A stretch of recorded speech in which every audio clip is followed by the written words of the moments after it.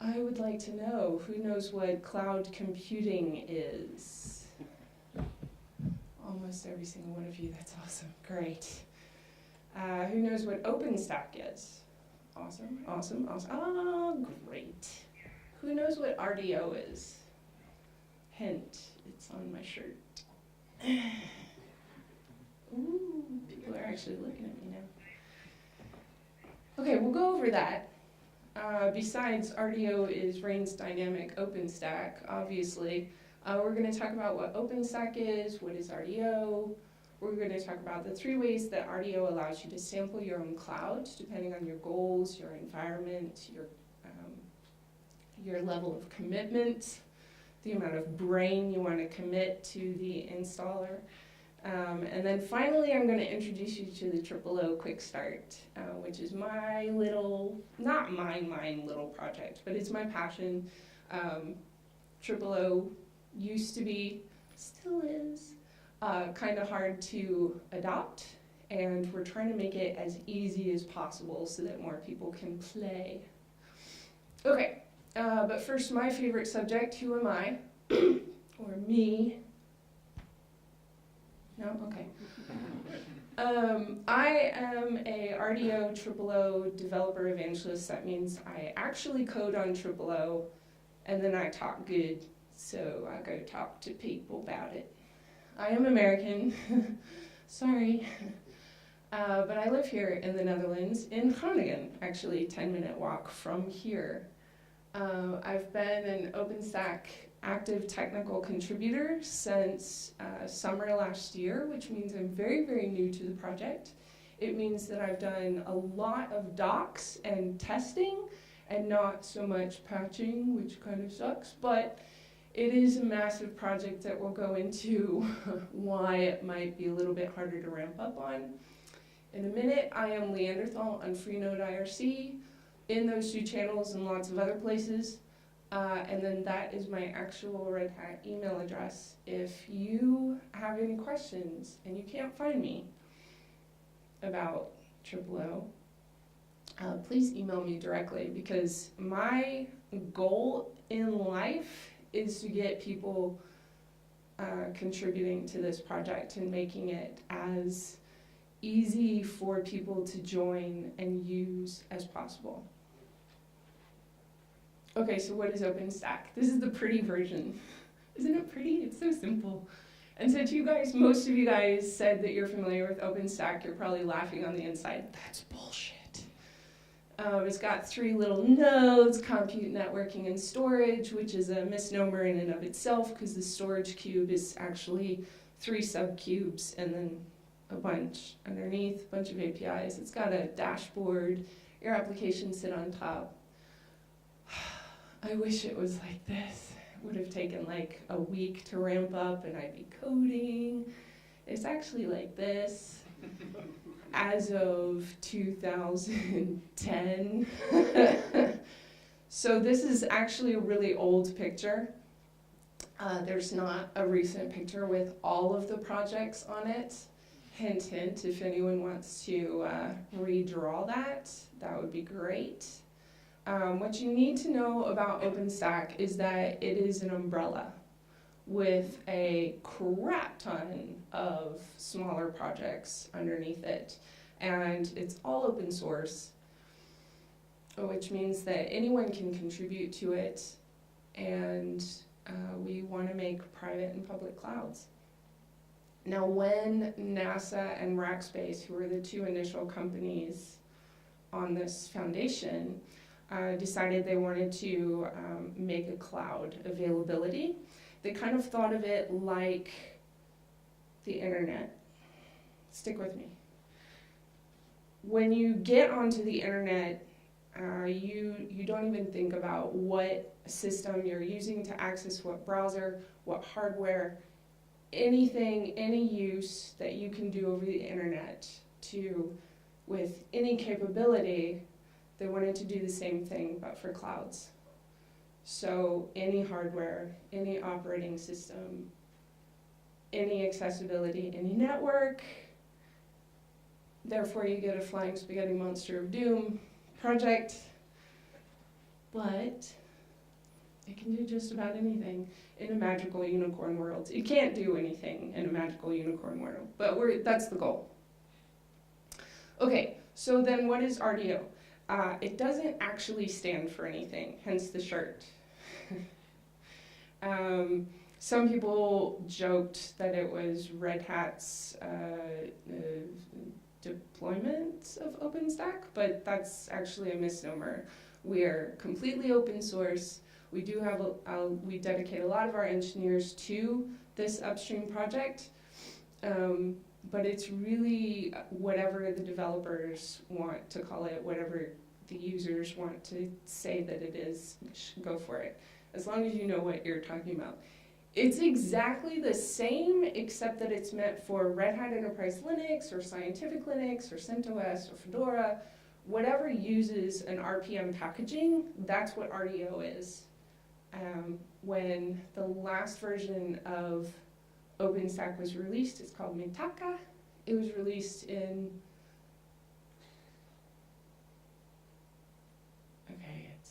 what month is it? It was released 7 weeks ago. And we had the RDO packaging version done within 4 hours. And we're trying for 2 for the next time. And there's been some people that said we're gonna do it in an hour, and I'm kind of scared. It's okay, we can do it, especially if every single one of you joins us. So there are 3 ways to get started using RDO. And I should say there are tons of ways to get started using OpenStack. Many companies out there have written their own installers, their own scripts, their own ways to build up a cloud. Some of them are free, some of them are paid, some are open source, some are proprietary. Lots of different ways to get started. These are the 3 for RDO. All right, to sample TriStack, just write this simple Python script. I'm just messing.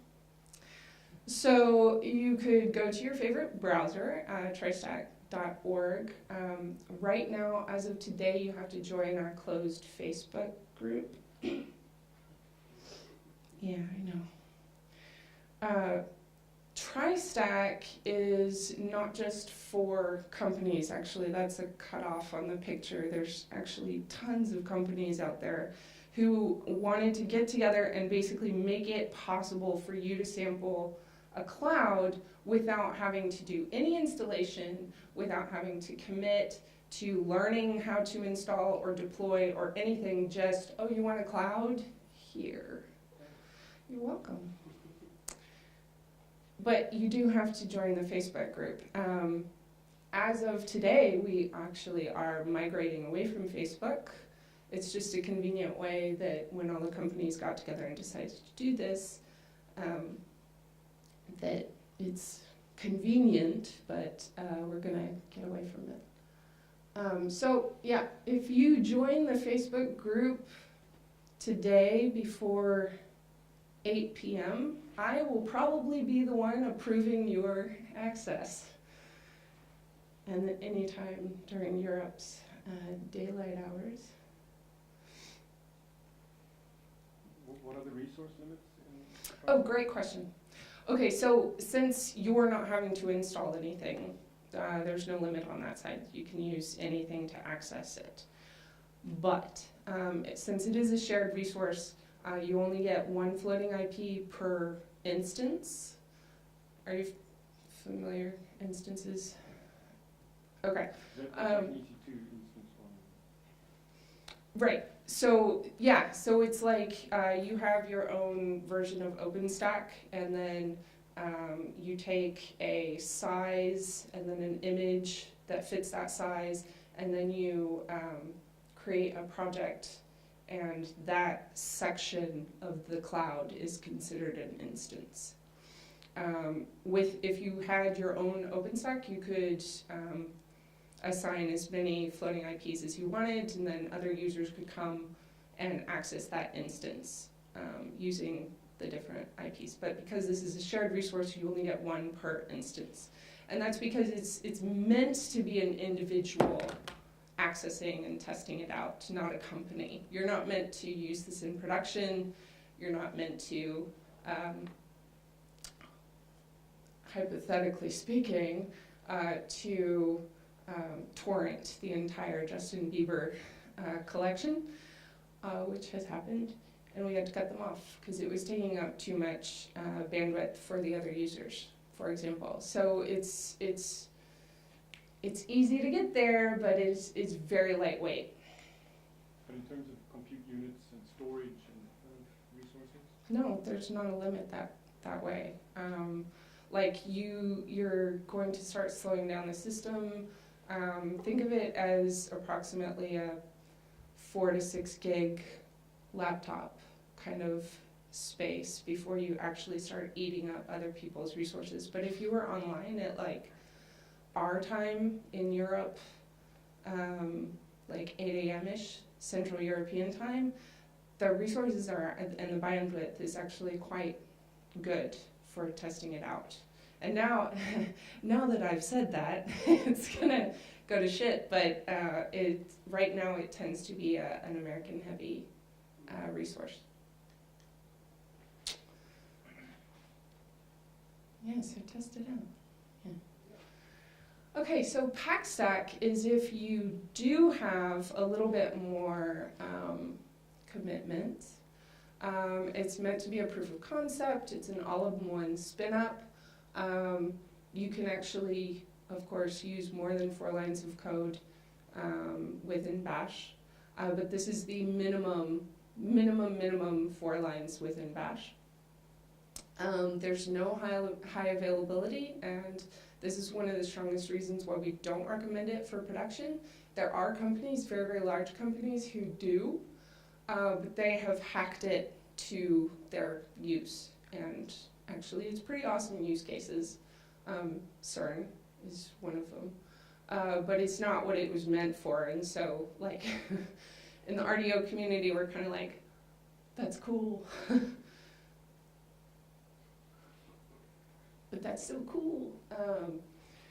Right now, it requires RHEL 7 or the equivalent in other RPM-based distributions. 64-bit is currently the only supported architecture. You would name the host with a fully qualified domain name rather than a short name to avoid DNS issues. And I need one more hand. Yes. Okay. This machine, the physical machine, it's recommended to have 4 gig. It runs better with 6 gig. That's where I got my numbers for TriStack. You would have hardware virtualization extensions and at least 1 network adapter. If you plan on doing external networking or something more complicated, there is documentation on rdoproject.org that I would highly recommend reading first. As an aside, yeah, I got time. As an aside, networking has its own project within OpenStack, and it is one of the most loved, hated projects. Bless her heart. And one of the reasons is because people come in with very, very complicated networking environments and are frustrated by how difficult it is to then lay OpenStack on top of it. If you have a very, very simple network, just 1 external facing network adapter, just simple, or like none, and you're just doing it on your local, it just works. But the more complexity you add to it, it's going to take more time to enable it. Oh, 2 hands, man. Let me make sure I got it. So like a recommendation is to disable Network Manager, for example. Use a static IP address. Any questions on Packstack? I could tell you what these do, actually. So the first one is just associating your system with the CentOS release. This is for CentOS, not RHEL or Scientific Linux or Fedora.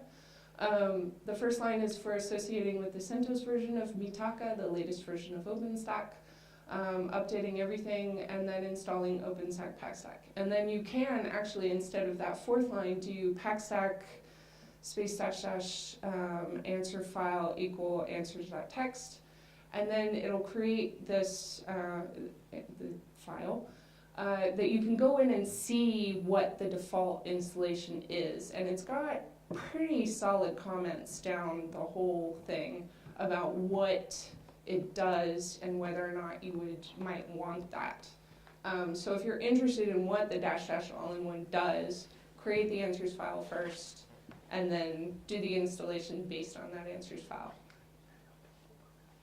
Okay, so then the fun stuff. TripleO. It's OpenStack on OpenStack. Think about it. It's a cloud, so you install a cloud, and then you use that cloud to do everything you want to do on another cloud. It's Inception Cloud. Okay, so it's meant for craft, it's meant to match resources, it's meant for simplicity. Let me give you some use cases and then we can talk about it. So it's for someone who wants to maintain several clouds for other people or for several applications. For example, if you have a virtual environment, you're developing an app, you would make that virtual environment specific to whatever version of that app, whatever version of Python you need for that app, and you'd have that, think of it as its own cloud. You could, in this case, use TripleO to have a cloud that is ready just for that app. You might want to, you might be a person who wants to rent clouds out to other people, in which case you would use your undercloud, it's called, to manage the overclouds for other individuals.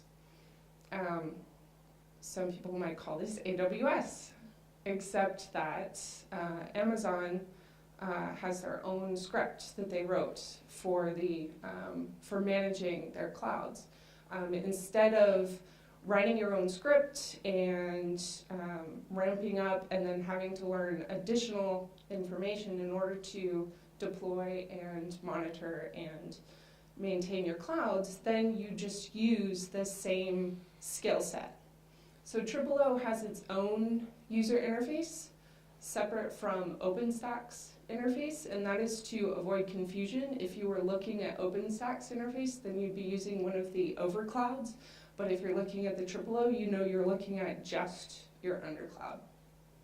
But otherwise, the steps to deploy, to create an instance, to create flavors, everything is exactly the same.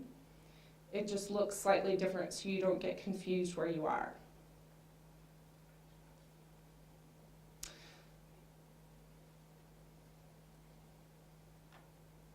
Oops, I said all this. So this is an example of what is on your undercloud and what might be on your overcloud. This is the minimum for an undercloud, but the overcloud can have whatever you want on it. Like I said, you could use TripleO and then never create instances above it if you wanted to play that way at first. But, okay, so how many people have heard the recursive turtles joke? Three. So a professor was giving a speech about, or a talk about how the world is round and it goes around the sun and there's all these other planets, and this old lady walks up from the back and she says, the world is on a plate and it's flat and it's sitting on a turtle. And the professor, okay, but what is that turtle sitting on? And she said, it's turtles all the way down. This is what TripleO is. It's cloud all the way down.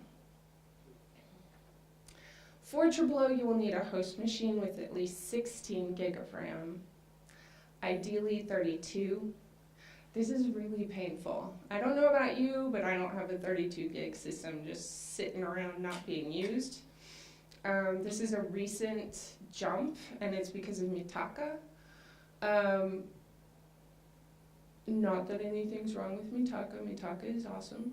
But it became a lot more complex. And so if you picked all of the options that you can have within Mitaka, it has entirely new projects that take up a lot of space and processing power, then you would need the 32 gig system. But if you did like a minimum install under cloud and a minimum install over cloud and did a telemetry test, yes, you could get away with 16, maybe even lower. I've done it with less, but it couldn't do anything. I didn't have an app on it. I didn't have any other kind of testing. It existed, and then it went away. The Vert host must be running RHEL or CentOS or Scientific Linux.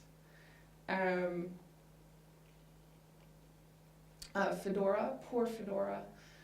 We used to be fully supporting Fedora with every release. Fedora is released every 6 months. Are you guys familiar with Fedora? Should I skip this? Yes, okay.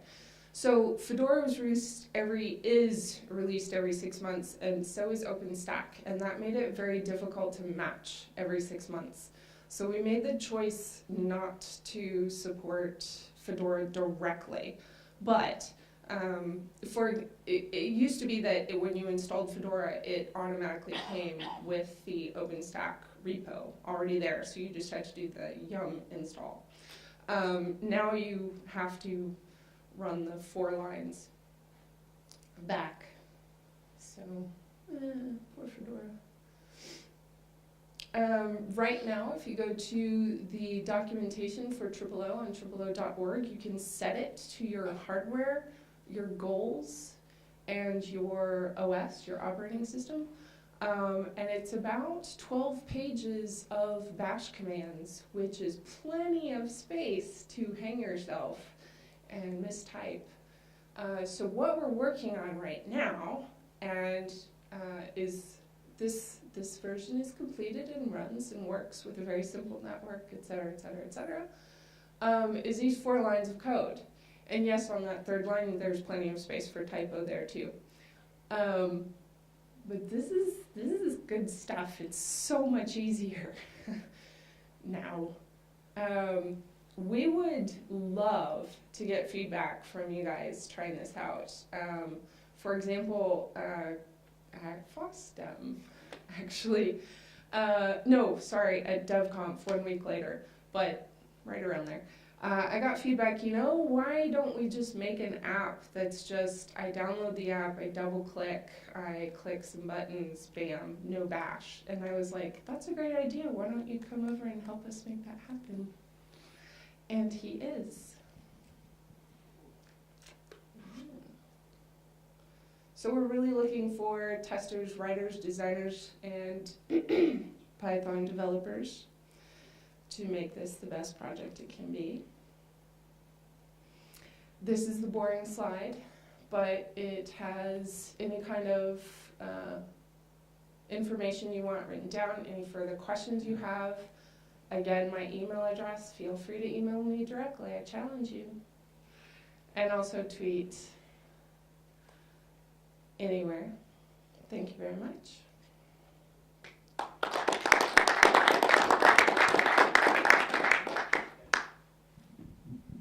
While the presentation is awesome, I have to ask the question, where's the Python? Right.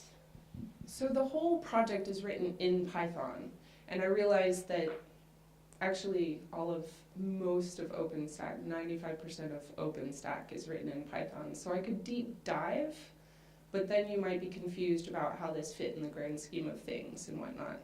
And I made the choice to go with an overview in the hopes that then we will deep dive, because that information is there on the next slide.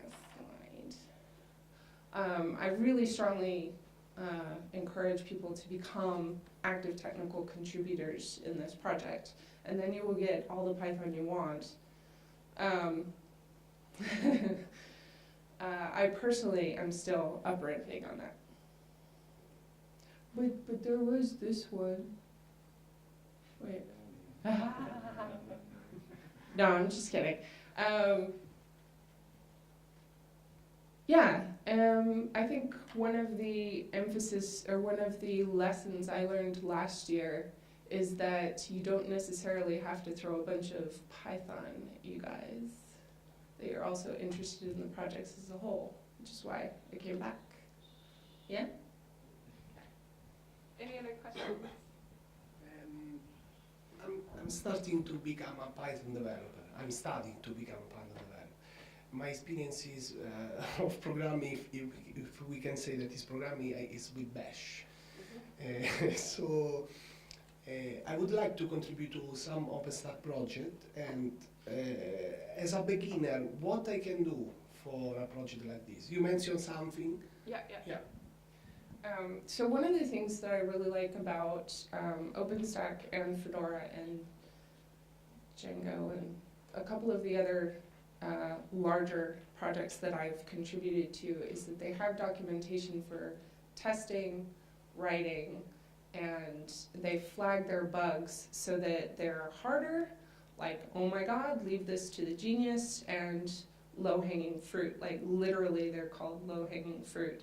And so you can go in and you can join mailing lists, you can jump on IRC, and you can listen at first. I would say take some time to just listen and read.